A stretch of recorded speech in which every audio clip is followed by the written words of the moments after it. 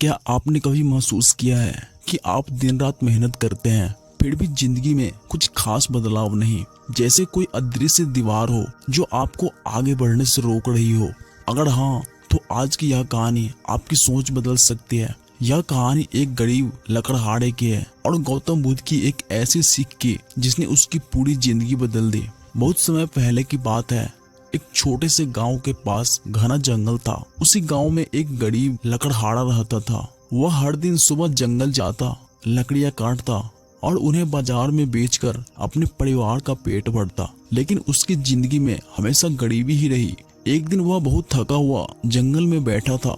उसके मन में एक ही सवाल था, मैं इतनी मेहनत करता हूँ फिर भी मेरी जिंदगी क्यों नहीं बदलती? उसी समय वहाँ से गौतम बुद्ध अपने शिष्यों के साथ गुजर रहे थे। बुद्ध ने उस लकड़हारे के चेहरे की उदासी देखी और उसके पास जाकर बैठ गए। बुद्ध ने पूछा, तुम इतने दुखी क्यों हो? लकड़हारे ने कहा, मैं रोज जंगल आता हूँ, लकड़ियाँ काटता हूँ, लेकिन फिर भी मैं गरीब हूँ। बुद्ध मुस्कुराए और बोले, तुम रोज जंगल में कहाँ तक जाते हो?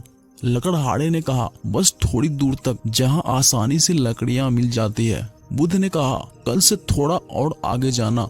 लकड़हारे को यह बात समझ नहीं आई, लेकिन उसने सोचा कि एक बार कोशिश करके देखता हूँ। अगले दिन वह थोड़ा और गहराई में जंगल के अंदर गया। वहाँ उसे चंदन के पेड़ मिले। चंदन की लकड़ी बहुत कीमती होती है। जब उसने चंदन की लकड़ी बाजार में बेची तो उसे पहले से कई गुना ज्यादा पैसे मिले। लकड़हारा बहुत खुश। कुछ दिन बाद फिर उसकी मुलाकात गौतम बुद्ध से हुई। लकड़हारे ने खुशी खुशी बताया कि अब उसे चंदन मिल गया है। बुद्ध मुस्कुराए और बोले, और आगे जाओ। लकड़हारे फिर जंगल के और अंदर गया। इस बार उसे वहाँ चांदी का खान मिली। अब उसकी किस्मत और बदल गई। वह और अमीर हो गया।